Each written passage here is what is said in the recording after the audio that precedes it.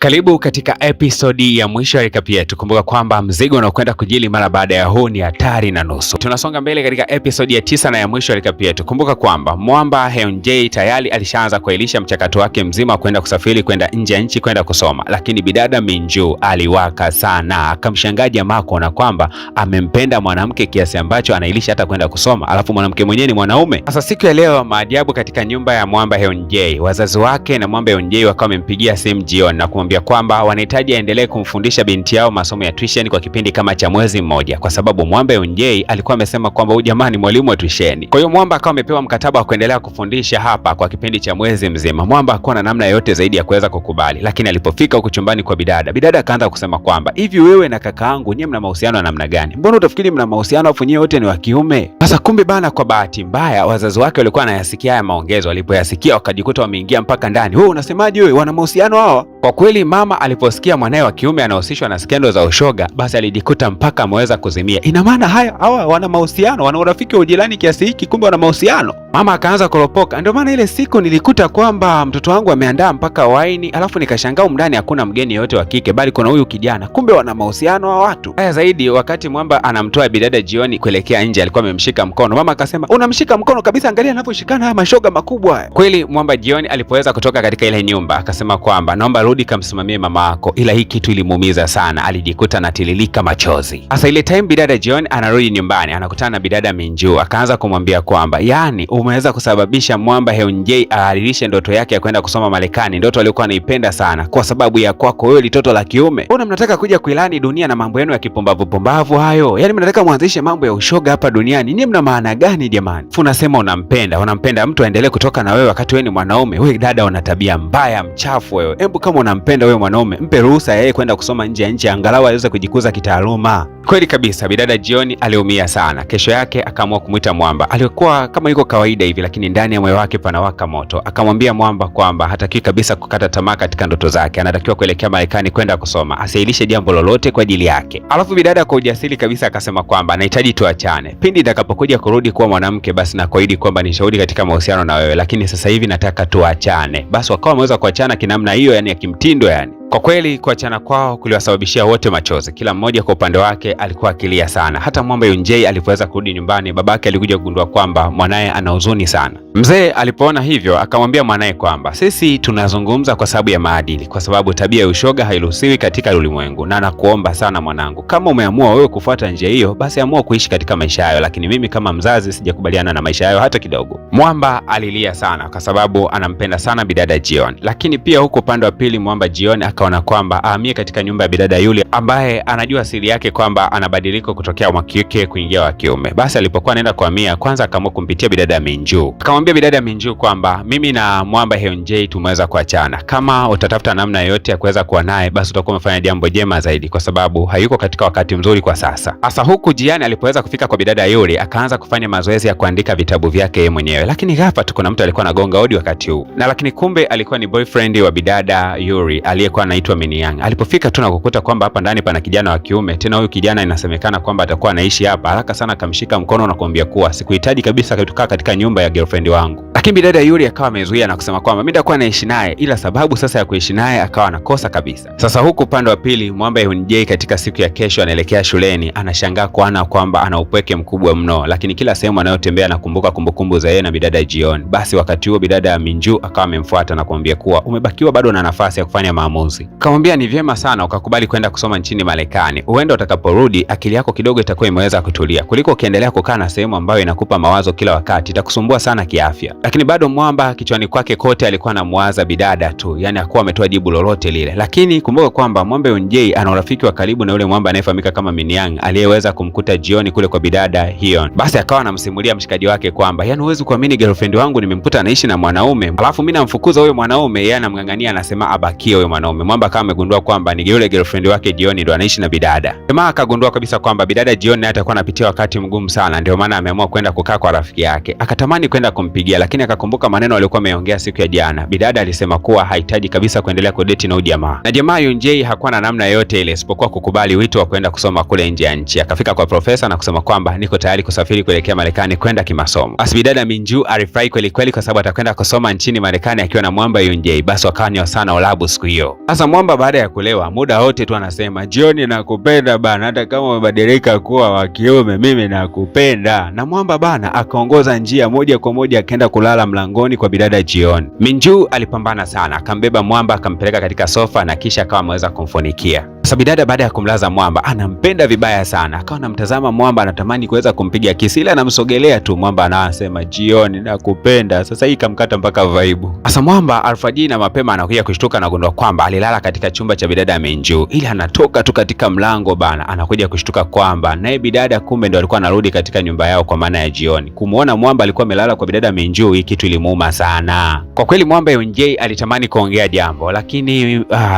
Jioni akasema hapana, huna jambo lolote la kuweza kunieleza. Nashukuru kwa sababu tumeweza kuachana na mimi sina haja ya kufuatilia kwa lolote lile. Sawa, kama ingia ndani. Jamaa akatamani kufungua mlango amuelezee lakini kashindikana. Sasa kila mmoja kwa upande wake alikuwa anaumia sana, lakini hawakuwa na namna yote zaidi ya kukubali tu kwamba walipeanaga viapo ya kwamba watapendana katika maisha yao yote, lakini siku ya leo maisha yamebadilika na hawapendani tena. Bidada Jioni akabadilisha kabisa mtindo wake wa maisha, akawa ni mwandishi wa vitabu na kila wakati alikuwa akiandika tu, lakini Mwamba naye Eunjay alikuwa busy sana kujiandaa kwa ajili ya safari ya kuelekea nchini Marekani kwenda kusoma chuo. Kweli ni kwamba Mwamba Eunjay haamini kabisa kwamba ataondoka kuelekea nchini Marekani na atamwacha bidada hapa nchini Korea. Labda akaona ajaribu tu nafasi, akampigia Mwamba na kumwambia kwamba anahitaji kuonana naye, kuna mazungumzo kidogo anataka kufanya naye. Basi moja kwa moja akawa amekutana katika eneo la uwanja. Eunjay akamuuliza Jioni, unaendeleaje? Bidada akasema mie salama na mzima, sina hata usemi kaka. Basi moja kwa moja jamaa akamwambia kwamba mimi naelekea nchini Marekani, natumai utabakia salama. Bidada akamwambia wala usihofu, uwe na safari njema. Eunjay haamini kabisa namna ambavyo Jioni amebadilika na kuwa na moyo mgumu kiasi kile. Basi Mwamba alipoweza kurudi nyumbani, bidada Minju akasema kwamba sisi kesho bana tunasafiri kuelekea Marekani, tutakumisi sana rafiki yetu. Na kweli kabisa lisemwalo lipo, kama halipo basi linakuja. Siku ya kesho yake Mwamba akawa anawaaga familia yake na akafika mpaka airport. Lakini akiwa amefika airport alikuwa anatarajia labda huenda angepigiwa simu na bidada Jioni, lakini bado bidada Jioni hakujitokeza wala kupiga simu. Sasa rafiki na bidada Jioni wakati anakagua kitabu ambacho bidada Jioni alikuwa anakiandika, akashangaa kuona kwamba bidada alikuwa anaandika maisha yake yeye pamoja na Mwamba, namna walivyokuwa wakiishi katika mahusiano. Akamwambia kwamba inaonekana wewe unampenda sana yule mwanaume kwa sababu kila kitu ambacho umekiandika huko ni maisha yako wewe na yule jamaa, namna mlivyokuwa mkiishi. Kwa kweli bidada Jioni akagundua kwamba bado anampenda sana yule jamaa na hawezi kabisa kuachana naye. Akawa anamkimbilia katika mitaa ya airport, lakini akamwona jamaa ndo anakabidhisha passport yake na tayari kwa ajili ya safari. Aliumia sana kuona kwamba anapishana na mtu wake anayempenda kiasi kile. Baadaye, baada ya siku kama 2-3 hivi, bidada Jioni alikuwa ameketi na familia yake wakiwa wanamfariji, wamempeleka katika mgahawa wa gharama kidogo, lakini Jioni akasema kwamba wazazi wangu mimi niko sawa kabisa, wala msihofu juu yangu. Kwa kweli kuachana na huyu ndugu naona kama nimetua mzigo fulani katika maisha yangu.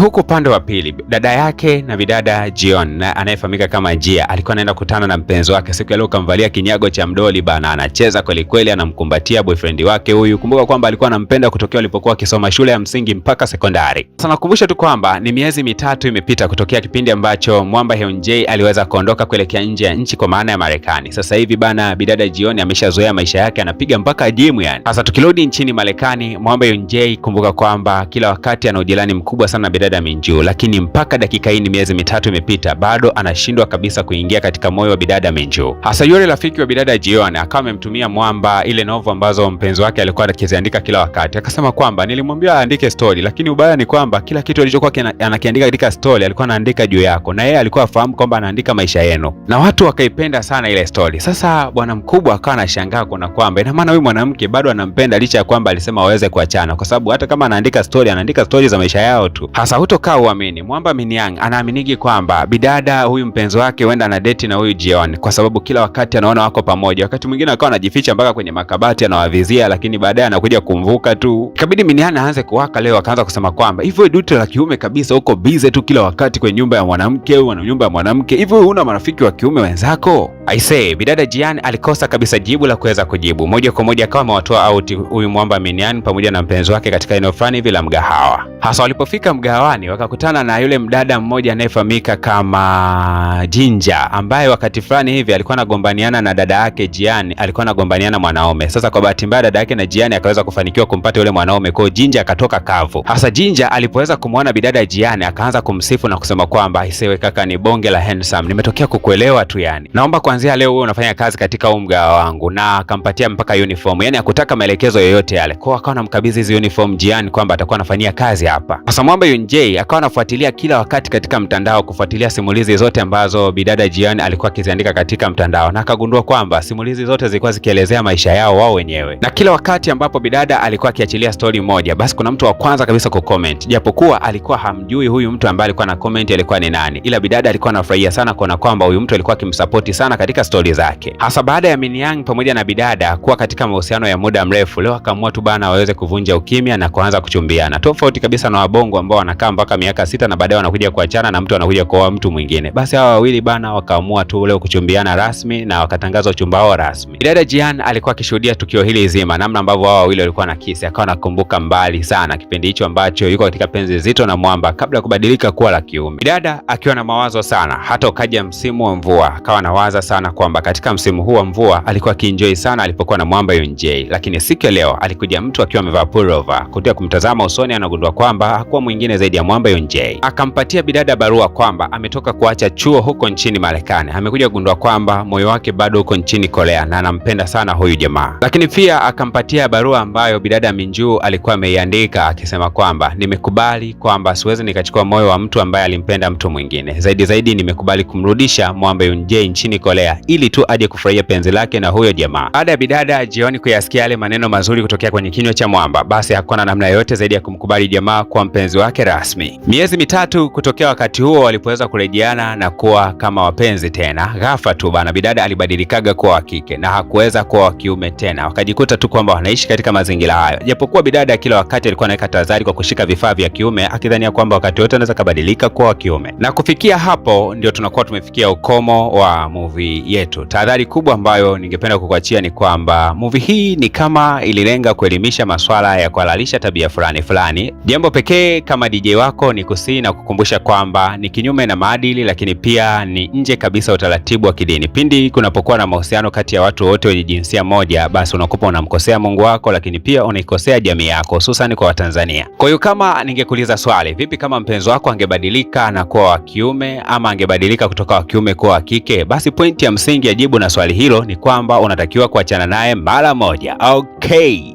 Bwana sasa lile balaa ambalo nilikuwa nimewaambia, balaa lenyewe bana ni noma na nusu. Balaa lenyewe linaanzaje? Unajua linaanzia hivi. Kuna mama mmoja alionekanika akiwa anauvuta mwili wa binti mmoja kuingiza ndani ya nyumba, lakini ghafla kuna mwili mwingine ukawa unaanguka kutokea juu ya ghorofa mpaka chini. Lakini ajabu ni kwamba huyu mama hakushtuka hata kidogo, akaendelea kuvuta ule mwili mpaka akaufikisha ndani. Na baada ya kufikisha mwili ndani, akapiga sana kile kioo, akakipiga sana kikilaumu, ni kwa nini unanifanyia hivi? Sasa hichi kioo unadhani kimefanya jambo gani? Utakuta hii katika likapu inayoenda kujili mara baada ya hii season. Sharti la msingi ni kuhakikisha kwamba unagusa channel yetu alama ya kusubscribe, lakini pia usisahau pale katika channel ya mdhamini wetu atakayesababisha hiyo likapu iweze kwenda pamoja kabisa mwanzo mpaka mwisho. Hakikisha kwamba hata katika channel yake pia unagusa alama ya kusubscribe. Okay.